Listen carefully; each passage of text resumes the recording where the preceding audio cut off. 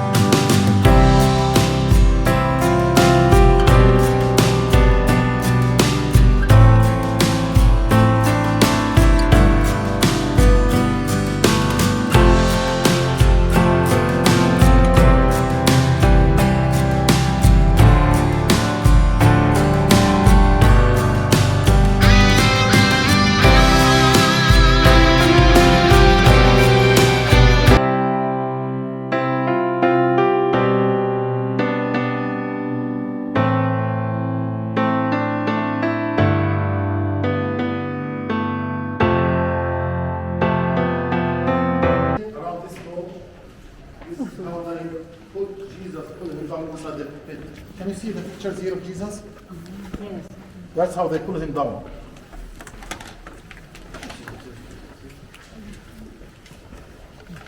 And this space believed to be that after St. Peter looking in Jesus' eyes, he came here, started crying. Because we know from the story of the Bible, and we know from the movie of Jesus, that St. Peter, after he thought that he betrayed Jesus, he started running and went in a place to start crying, what I have done. Okay? Okay? The second picture, which is over here, to the left. Jesus appeared to St. Peter around the Sea of Galilee, remember? Yeah. When he told him, do you love me, do you love me, do you love me? Okay? Still St. Peter wearing the yellow robe to commemorate the betrayal. St. Peter was afraid that Jesus will not forgive him for what he had done. Up till he appeared. That's how they used to pull the prisoners inside the pit. By the way, the ones that are going down now in the pit, after the book is finished, we have to go down. We're going to enter to the pit where they put Jesus. That pit was a private prison. They put Jesus in it and they put a guard to watch him all the night. They were afraid that someone will come and release him, especially his disciples. We have to understand what's going on with Jesus, guys. The thing is that he was captured Thursday evening, took him to the trail Friday morning and crucified him on the same day and buried him on the same day. It didn't take more than 24 hours. Why they have done that? They want the people to forget the story about this person.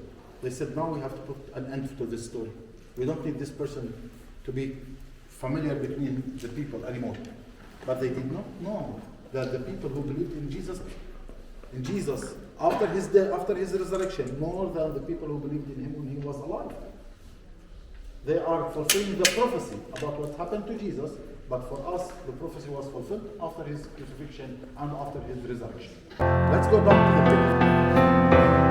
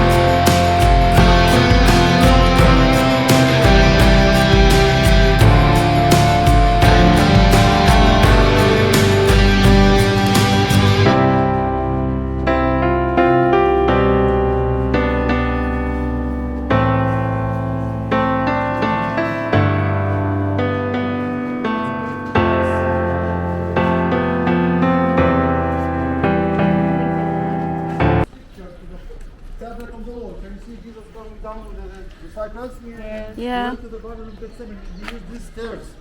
That's what the major road which connected the mountzion, okay, with the Garden of Gethsemane. After that, Jesus was captured over there and he came back again. Look to the upper tablet. Can you see it? Oh, yeah. He was captured and came back again here as a prisoner. So he used the same road twice. Down as a teacher, up as a prisoner. The statue that you see on your back, guys, this is when he's telling the lady, when she told him, you were with Jesus, you are a Galilean. He said, no way, I'm not with him. The Bible tells us that Jesus told St. Peter, you're gonna deny me 3 times before the rooster crows twice. Do you know how many times between the one crow and the other for the rooster? Do you have a rooster in your house? Yeah. Have you heard? It's so quickly. So St. Peter denied Jesus very quickly. Not like that. First time, I don't know him, he moved on, step forward, I don't know him. Okay, that's why St. Peter felt that he betrayed Jesus. After we finish here, we're gonna go to the top of the Mount of Olives. Can you see that tower, the large tower? Yes. Next to it, we're gonna be where we are going to see the last ascension, or the Jesus airport, where Jesus ascended to heaven. Guys, these holy stairs was uncovered in the 90s. Okay.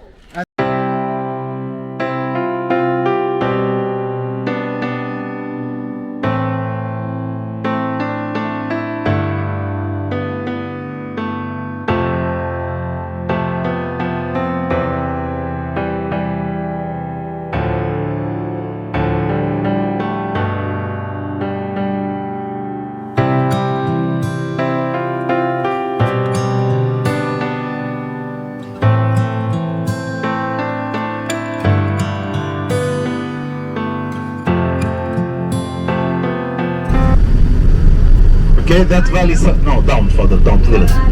Yeah, that's where they surrounded Jerusalem from the west part. And when the state of Israel was established in 1948, over there was the state of Israel, and here at the right side was Jordan.